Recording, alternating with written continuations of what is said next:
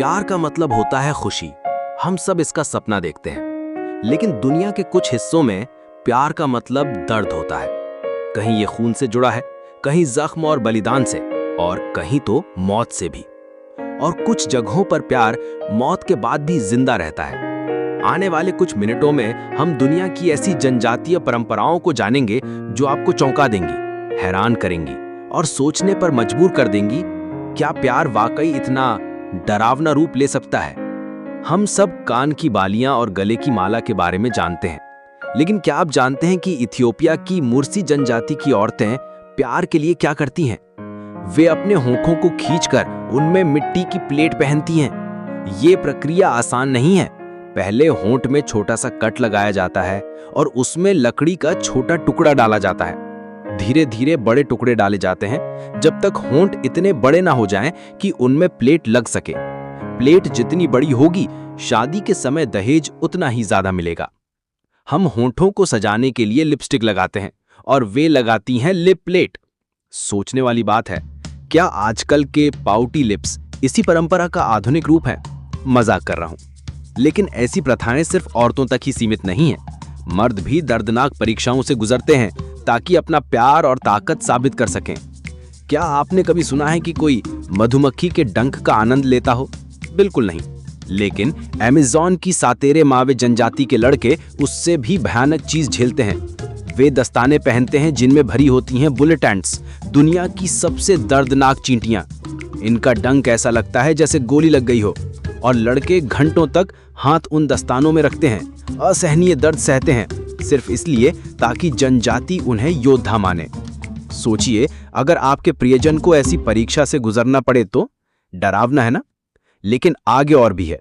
कुछ जनजातियों में पूरा शरीर ही प्यार और साहस दिखाने का कैनवस बन जाता है, लेकिन उस पर रंगों से नहीं बल्कि खून से डिजाइन बनाए जाते हैं। अफ्रीका की सुरमा और नुबा जनजाति में शरीर पर चाकू से कट लगाए जाते हैं। जब घाव भरते हैं तो स्थायी निशान रह जाते हैं। औरतों के लिए ये निशान सुंदरता का प्रतीक होते हैं और मर्दों के लिए बहादुरी का। हर निशान एक कहानी कहता है, कभी प्यार की, कभी संघर्ष की। क्या आज के टैटू कल्चर की जड़ें इसी परंपरा में हैं? आपका क्या ख्याल है? अब तक हमने देखा कि प्यार जताने के लिए औरतें और मर्द क्या करते हैं। अब देखते हैं कुछ ऐसी प्रथाएं जहां प्यार मौत के बाद भी नहीं टूटता। इंडोनेशिया के पापुआ क्षेत्र में जब किसी प्रियजन की मौत होती है तो औरतें सिर्फ रोती नहीं हैं, वे अपनी एक उंगली काट देती हैं। हर मौत का मतलब है एक और उंगली खोना। आज ये प्रथा बंद हो चुकी है, लेकिन बूढ़ी औरतों के हाथों पर अब भी इसके निशान दिखते हैं। सोचिए, प्यार कितना गहरा होगा कि कोई अपने शरीर का हिस्सा कुर्बान कर दे। हालांकि सच कहूं तो अच्छा हुआ ये प्रथा खत्म हो गई, वरना औरतों को ही सबसे ज्यादा सहना पड़ता। आप भी मानते हैं ना? आप सोच रहे होंगे उंगली काटना ही सबसे चरम होगा, लेकिन अगर मैं कहूं कि कहीं लोग अपने मृत प्रियजनों को सिर्फ याद ही नहीं रखते बल्कि उनके शरीर को घर में रखते हैं। जी हां, बिल्कुल सही सुना आपने। इंडोनेशिया के तोराजा लोग मानते हैं कि मौत का मतलब जुदाई नहीं है।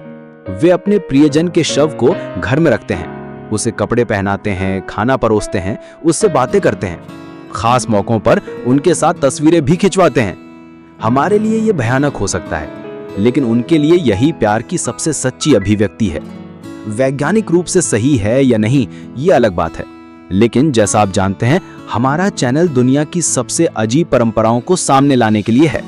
और अब मिलिए एक ऐसी परंपरा से जहां प्यार सिर्फ इंसानों तक सीमित नहीं है बल्कि प्रकृति तक पहुंच जाता है।